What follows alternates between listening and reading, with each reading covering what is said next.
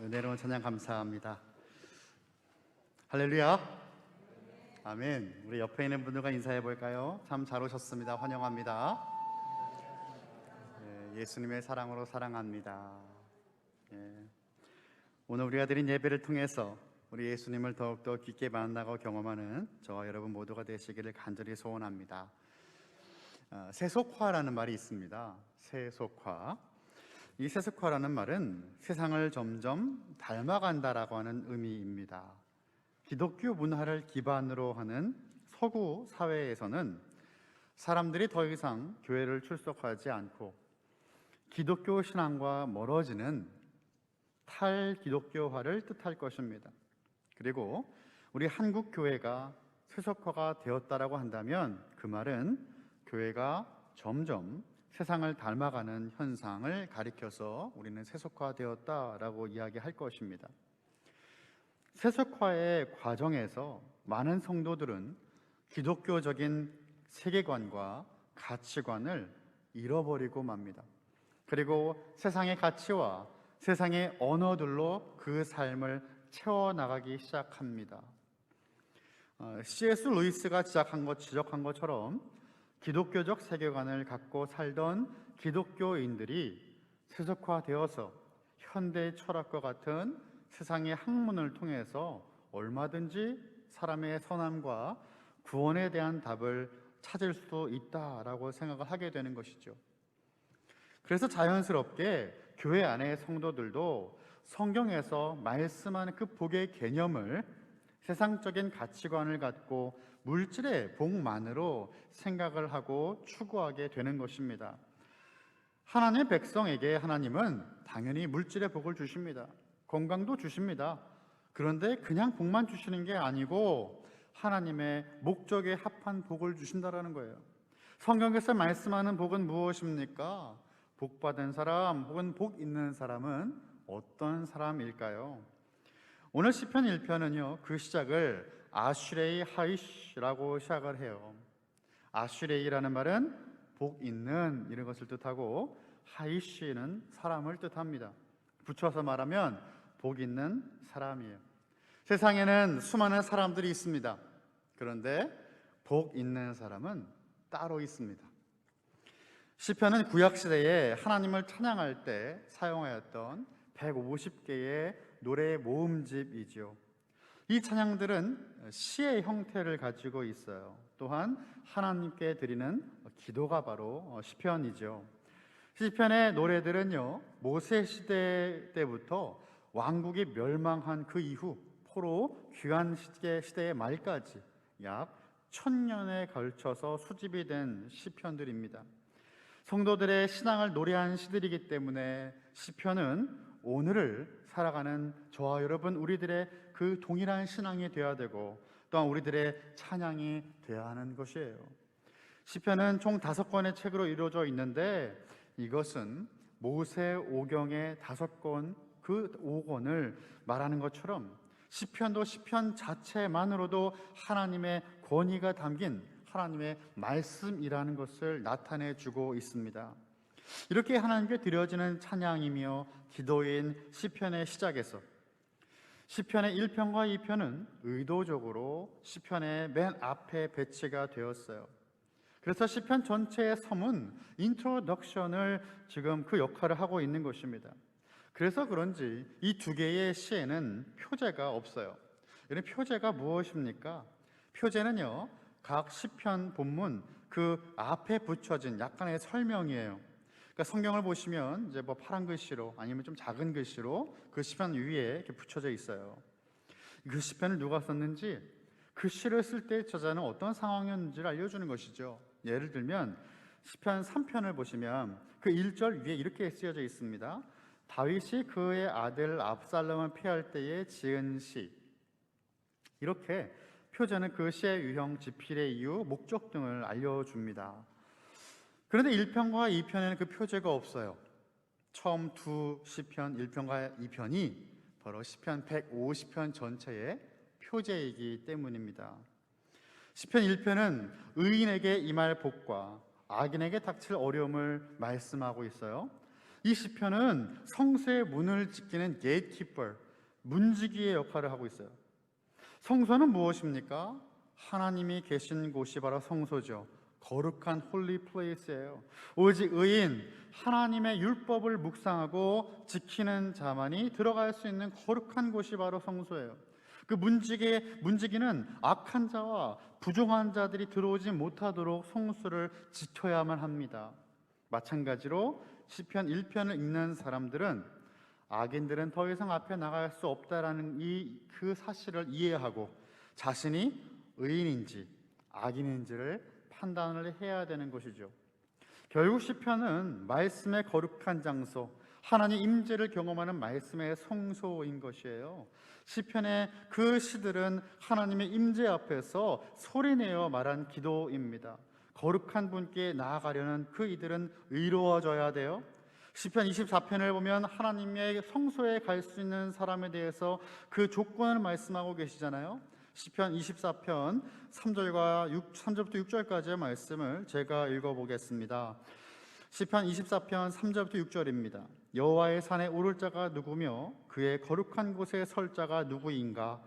곧 손이 깨끗하며 마음이 청결하며 뜻을 허탄한 데 두지 아니하며 거짓 맹세하지 아니하는 자로다. 그는 여호와께 복을 받고 구원의 하나님께 의를 얻으리니 이는 여호와를 찾는 족속이요 야곱의 하나님의 얼굴을 구하는 자로다. 아멘. 하나님의 산 예루살렘 시온산이죠. 하나님의 성전이 있는 곳이에요. 그곳에 가서 하나님을 예배하는 사람은 마땅히 손이 깨끗해야 된다. 손을 잘 닦아라 그 말이 아니잖아요. 마음이 청결한 거룩한 의로운 사람이다라는 것이죠. 이 사람이 바로 하나님께 복을 받는다라고 약속을 하고 계시는 거예요. 여러분, 예수님의 산상수훈 설교가 기록된 마태복음 5장을 보시면 팔복 중에 마음이 청결한 자가 받는 복이 나와요. 마음이 청결한 자는 복이 있나니 그들이 하나님을 볼 것이다 라고 말씀하셨어요. 저와 여러분은 내 힘으로 나를 깨끗하게 만들 수 있는 사람이 아니에요. 하나님께서 우리를 거룩하게 하시는 것입니다. 하나님의 독생자 예수 그리스도를 믿음으로 우리는 하나님의 의로움을 만족시킬 수 있고 이제는 의인이라 불려줄 수 있는 거예요. 그래서 우리는 오직 예수 그리스도를 통해서 하나님께 나아가 예배드릴 수 있는 존재가 되는 것이죠. 이것이 바로 의인의 모습이에요. 시편 1편에 복 있는 사람, 다시 말하면 의롭다라고 칭해진 사람은 하나님을 깊게 사랑하는 사람, 그리고 그 시편 1편의 문을 지나 주님께서 거하시는 거룩한 성소로 들어가게 되는 그 사람이 바로 복이 있는 사람이에요. 그리고 시편 2편은 넘어가게 되는데 시편 2편은요 제왕시라고 우리가 불려져요. 로열 삶이라고 하는데 이 왕의 즉위식 때 낭독되어졌던 시편이에요. 그러니까 제왕시라고 불려지는 이 편에 계신 그 왕이신 하나님을 만나게 돼요. 어떤 사람이? 1편에 나오는 그 의로운 사람, 하나님께 나아갈 수 있는 그 사람, 의인은 하나님을 만나게 된다는 것이죠. 사랑하는 성도 여러분, 여러분은 복 있는 사람 맞습니까? 맞습니까? 맞죠? 우리는 하나님을 만날 수 있는 복 있는 사람 맞습니다. 우리는 질그릇 같고 연약하지만 우리는 보배이신 예수 그리스도를 소유한 사람들입니다. 예수님을 통해서 우리는 하나님께 담대히 나아갈 수 있는 그런 사람들이에요. 그래서 우리는 예수님을 믿는 사람이기에 복 있는 사람 맞습니다. 시편 2편을 통해서 이 사실을 좀 더 살펴보기 원합니다. 시편은요 말씀드린 것처럼 예언서나 어떤 이야기의 나레이티브가 아니에요. 시예요, 시. 그래서 이 시편은 평행 구절들을 잘 살펴봐야 그 뜻과 저자가 강조하는 부분을 우리가 알 수가 있어요. 시편의 기자는 오늘 복 있는 사람이 어떤 사람인가를 두 가지 방법을 우리에게 소개해요. 1절과 2절을 보시면 나와 있는데 1절은 간접적인 방법을 사용하고 있고 2절은 직접적인 방법을 사용하고 있어요. 1절에서는 이렇게 하지 않는 사람이 복 있는 사람이다. 그리고 2절은 이러한 사람이 복 있는 사람이다 라고 말씀합니다. 그래서 1절을 같이 한 목소리로 한번 읽어볼까요? 1절을 한 목소리로 함께 읽어보기 원합니다. 시작. 복 있는 사람은 악인들의 꾀를 따르지 아니하며 죄인들의 길에 서지 아니하며 오만한 자들의 자리에 앉지 아니하고. 아멘. 아니하며 아니하며 아니하고 이렇게 나오죠. 악인들이 나오고요, 죄인들이 나오고요, 오만한 자들이 나옵니다. 복 있는 사람은 이러한 사람들이 아니라는 거예요. 이런 사람 함께하는 사람이 아니라는 거예요. 여러분, 순서가 중요해요. 맨 처음에는 따르지 않았어요. 영어로 보니까 does not follow. 그리고 서지 않았어요. does not stand. 마지막으로는 앉지 않아요. does not sit. 그런데 이것이 NLT 영어 성경을 보면은 이 오만한 자들의 자리에 앉지 않는 것을요, 조인한다, 이 조인을 사용하고 있어요. 함께 동참하지 않는다라는 거예요. 죄를 짓는 것도요, 어느 과정이 있다라는 것을 우리가 알 수 있어요. 그러면 죄를 짓는 과정을 한번 살펴볼까요? 첫 번째 과정은요, 악인들의 꾀를 따른다라는 것입니다. 성경에 악인이라고 나와 있는 사람들은요, 뭐 성격이 나쁜 사람들이 아니에요. 물론 이제 뭐 성격이 나빠서 악인이 되면 우리가 악인이 아닌 사람이 누가 있겠습니까? 성경에서 말하는 악인은요, 하나님을 대적하는 사람들이 악인이죠. 그 속에 하나님의 말씀이 없어요. 자기의 생각이 가득한 사람들입니다. 자기가 지혜롭다고 생각합니다. 복 있는 사람은 사람의 지혜를 따르는 사람이 아니에요. 복 있는 사람은 말씀만을 따르는 사람들입니다. 왜입니까? 복이 있다라는 것은 복의 근원이신 하나님이 있다라는 것이기 때문이죠. 하나님의 말씀이 있기에 우리는 나의 꾀를, 나의 지혜를 쫓지 않습니다. 사랑하는 칼빈교회 성도 여러분, 여러분은 무엇을 따르고 계십니까? 누구를 따르고 계십니까? 우리가 따라야 될 분은 예수님 한 분뿐입니다. 예수님께서 제자들을 부르실 때 뭐라고 부르셨죠? 나를 따라오라. Follow me라고 하셨어요. 예수님의 제자인 저와 여러분은 오직 예수님 한 분만을 따라 살아야 되는 존재임을 기억하시길 바랍니다. 두 번째, 죄를 짓는 두 번째 과정은요, 죄인의 길에 서는 것입니다.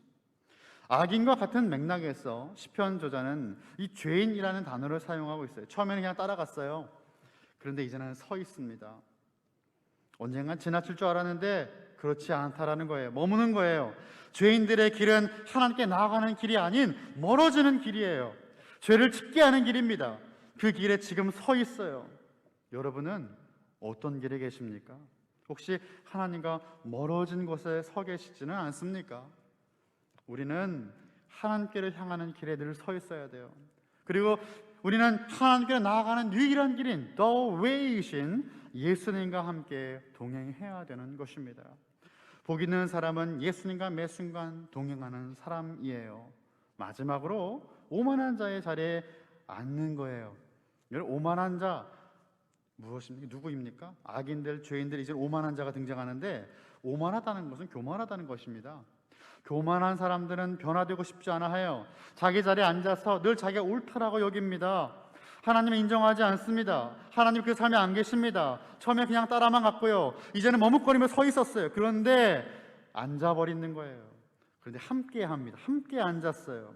하나님을 대적하는 악인들, 그 죄인들, 오만한 자들의 발전의 모습인데, 함께 당을 짓고 무리를 지어서 하나님을 대적하는 일과 죄를 짓는 일에 힘쓰며 함께 동참하고 있어요.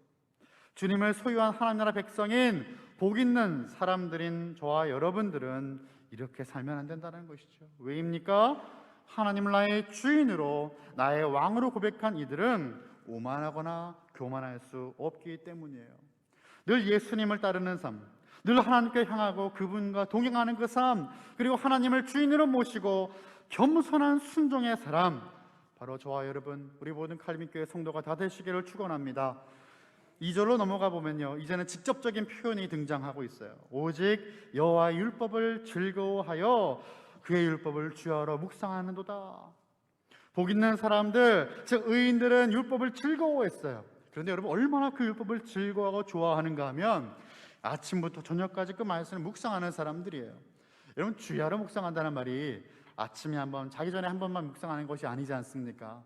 하루 종일 말씀 안에 잠겨 있는 사람이에요. 그 말씀 가운데 거하는 사람이에요. 너무나 그것이 좋기 때문에. 성경은요, 추상적인 개념만을 우리에게 증거하지 않아요. 항상 구체적인 적용의 내용을 함께 말씀하고 있죠. 시편 112편 1절을 보면 이렇게 말씀하고 있어요. 할렐루야, 여호와를 경외하며 그의 계명을 크게 즐거워하는 자는 복이 있도다 라고 말씀합니다. 여기에서도 여호와를 경외한다라는 것은요, 그냥 막연하게 그냥 경외하고 믿는 것이 아니에요. 정말 하나님 여호와를 경외하면 이러한 모습이 있다라고 말씀해요. 그 구체적인 방법을 제시하고 있는데 무엇입니까? 계명을 즐거워하되, 근데 그게 그냥 즐거워하는 것이 아니에요. 크게 즐거워하는, 너무나 좋았어, 가장 즐거워하는 그 모습, 하나님을 경외하는 모습입니다. 경외의 내용을 보여주고 있어요. 시편 119편 97절에서도 말씀합니다. 내가 주의 법을 어찌 그리 사랑하는지요, 내가 그것을 종일 작은 소리로 읊조리나이다. 주님을 사랑하기 때문에 내 삶의 결과는 어떤 결과가 나온다고요? 종일토록 작은 소리로 읊조립니다. 주님을 사랑하는 사랑은 그냥 마음만 있는 것이 아니라 삶 가운데 말씀이 풍성한 삶으로 연결되어진다라는 것이에요. 그래서 주의 법, 하나님의 말씀을 사랑하는 자라면 그것을 마땅히 주야로 종일토록 묵상하는 사람이라는 것을 본문 우리에게 말씀하고 있어요. 묵상이라는 단어는요, 그러니까 으르렁대다라는 단어로 표현될 수 있어요. 마치 강아지가 뼈다귀 앞에서 이것을 너무나 먹고 싶어서 침을 흘리면서 으르렁대는 그 모습으로 표현될 수 있어요. 그러니까 이걸 계속 또 씹고 또 씹어요. 말씀을 그렇게 읽고 생각하고 묵상하는 그 모습이 바로 우리가 정말로 바라봐야 되는 묵상이라는 것이죠. 마치 부족을 붙이고 다 갖고 다니는 것처럼 말씀을 그렇게 생각하시면 안 돼요.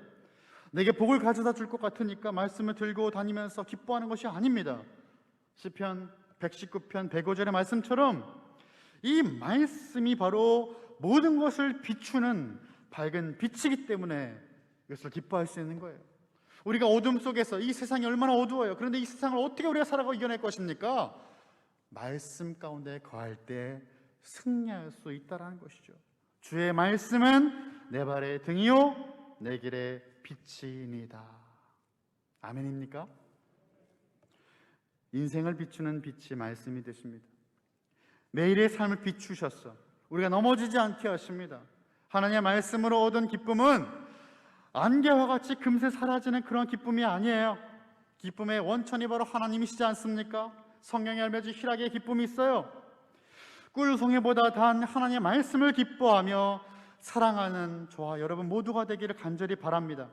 또한 하나님의 말씀 가운데 참된 기쁨과 사랑을 발견하시기를 소원합니다. 3절부터는요, 복 있는 사람들 그리고 의인들과 악인들을 지금 그림으로 비교하고 있어요.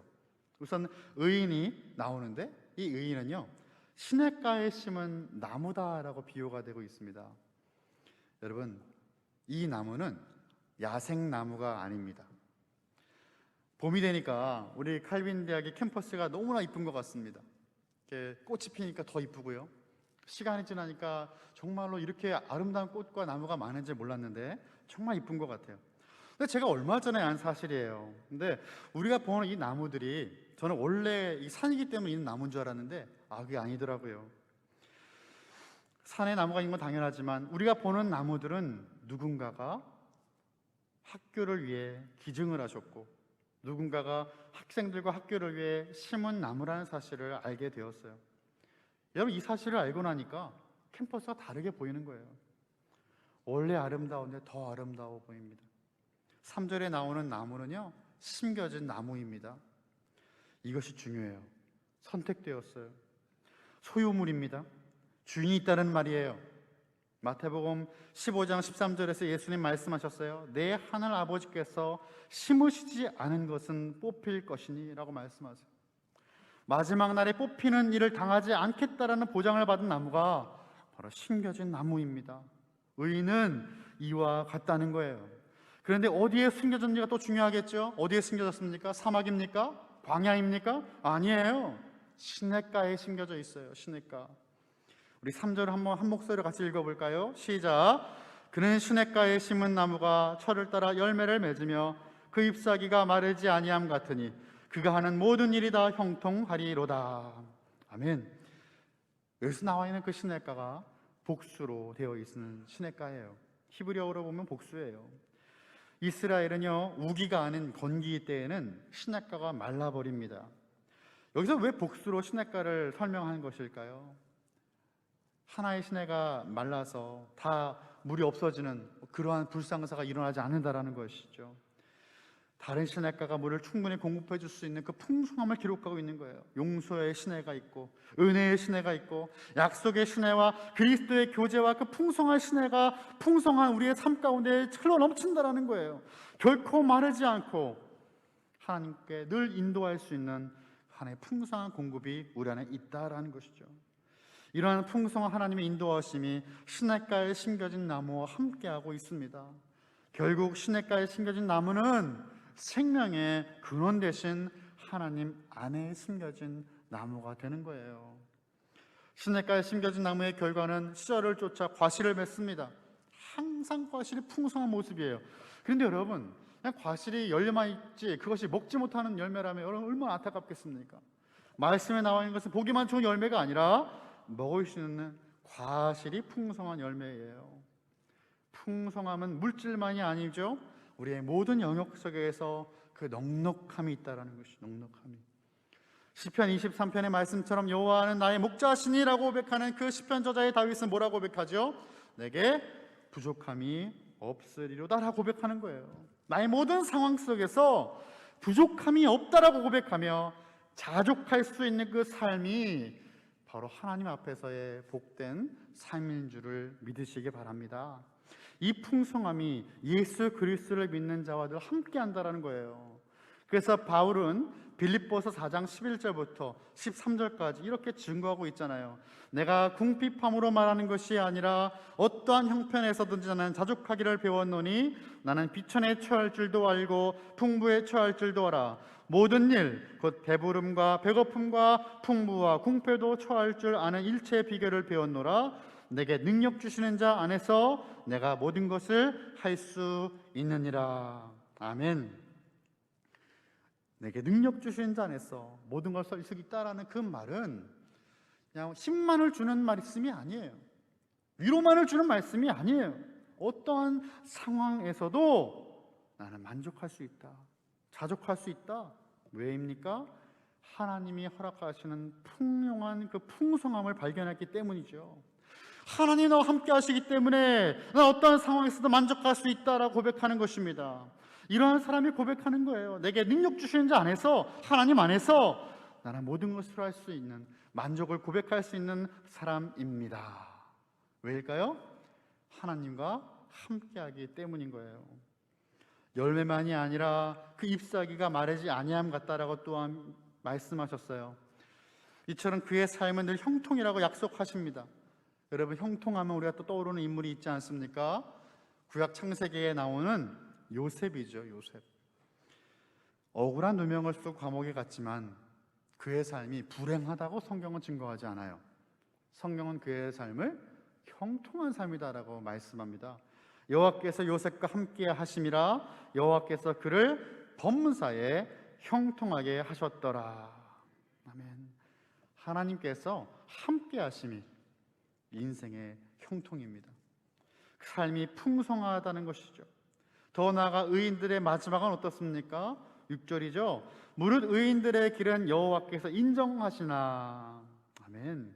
의인들의 길은 여호와께서 인정하십니다. 우리 히브리 원어로 번역해 보면 의인들의 길은 여호와께서 인정하고 계시나라고 우리가 번역할 수 있어요. 현재에도 지금도 하나님은 계속 의인들의 길을 인정하고 계시다라는 거예요. 비록 그 길이 어둠에 쌓여 있을지라도, 앞이 보이지 않을지라도 하나님께서는 의인들의 길을 바라보고 계시다라는 거예요. 근데 여러분, 하나님 그냥 바라보고만 계십니까? 그렇지 않다라는 것이죠. 이 약속의 말씀이 의미하는 바가 무엇입니까? 예수는 믿고 그분 안에서의 삶을 살아가는 저와 여러분의 길을 지켜보고 계시고 인도하고 계신다라는 거죠. 어쩔 땐 우리의 삶이 힘들 때가 있습니다. 하지만 우리의 머리털까지 세신 바가 되신 분이 우리의 삶을 주관하시지 않겠습니까? 선한 길로 인도하시지 않겠습니까? 우리를 사랑하시는 하나님 아버지께서 우리의 하늘 아버지가 되어주세요. 그 아름다운 관계 속에 있는 사람을 보면서 우리는 복 있는 사람이다 라고 말을 하는 것입니다. 반면에 의인들의 묘사된 그 좋은 것과는 반대로 악인들은 그렇지 않다라고 말씀하는데 정반대의 결과가 기다리고 있습니다. 이런 말씀 보니까요, 악인은 바람에 나는 겨와 같다라고 말씀해요. 이렇게 불면 다 날아가 버린다는 거예요. 이 말은 본질적으로 무가치하다는 말이에요. 죽어 있어요. 쓸모가 없어요. 그럴듯하게 보이지만 실체가 없어요. 그리고 쉽게 움직이고 옮겨집니다. 저는요, 이 바람이 나는 겨라는 말씀을 읽으면서 어떤 장면이 떠올랐는데, 이렇게 불에 돌진하는 불나방이 떠올랐어요. 그 앞에서의 그 불을 만나면 이 나방은 다 타고 없어지지 않겠습니까? 그 결과는 무엇입니까? 여러분, 악인들의 결과, 시냇가에 심겨진 나무와는 너무나 반대의 그림이에요. 결과는 첫 번째, 심판을 견디지 못한다. 두 번째, 의인들의 모임에 들지 못한다는 것입니다.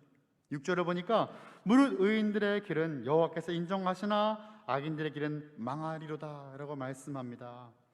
의인들의 길을 하나님께서 인정하시는 반면에 악인들의 길은 망한다 라고 기록하고 있어요. 여러분, 하나님의 심판은 분명히 있습니다. 주님 앞에 서는 그때에 단 한 사람도 그 심판에서 벗어날 악인이 없어요. 그런데 시편 저자는 무슨 이유인지 견디지 못한다라고 기록하고 있어요. 근데 여러분이 견디지 못한다에 쓰여진 헤브리 단어가 쿰이라는 단어가 쓰였어요. 쿰. 여러분, 쿰 하면 떠오르는 말 있죠? 달리다 쿰. 얼마 전에 제가 또 말씀 함께 나눴잖아요. 이 쿰이라는 단어, 일어서다라는 뜻이에요. 그러니까 악인들은 하나님의 심판 앞에서 일어날 수조차 없어진다라는 거예요. 그 위험 앞에 견딜 수 없는 괴로움과 고통 가운데 피할 수 없는, 도망갈 수도 없는, 일어설 수도 없는 그 모습이 바로 악인들의 모습이에요. 만약 하나님께서 그냥 한번 눈 감아주셔서 그 죄인들이 심판대가 아니라 하나님의 나라 천국에 들어간다고 생각해 볼까요? 물론 그런 일은 없겠지만 그들이 과연 천국의 영광과 기쁨을 온전히 누릴 수 있겠습니까? 영국의 설계의 황태자였던 스펄전 목사님은요, 이 구절을 가지고 이렇게 설명하였어요. 설령 회개하지 않는 자가 천국에 들어가도록 허락받는다 할지라도 그에게 천국은 견딜 수 없는 지옥이 될 것이다. 사랑하는 성도 여러분, 천국이 어떤 곳입니까? 하나님이 계신 곳이에요. 이 땅에서 하나님의 그 이름을 업신여기고 무시하고 인정하지 않는 악인들은 하나님의 영광이 가득한 천국에 갈 수도 없고, 만약 간다고 하여도 그곳에서 1분 1초도 견디지 못할 것입니다. 서 있지 못하고 고통만 따를 것입니다. 말씀을 마칩니다. 악인의 모습이 아닌 의인으로서 복 있는 사람, 저와 여러분 모두가 되시길 간절히 소원합니다. 오직 예수 그리스도를 통하여 하나님 형통한 복을 받고 구원의 복을 누리는 우리 모두가 되기를 축원합니다. 그래서 하나님께 인정받는 인생, 하나님께서 돌보아 주시는 우리 모든 삶이 칼빈교회 성도들 다 되시기를 예수 그리스도 이름으로 간절히 축원합니다. 기도하겠습니다.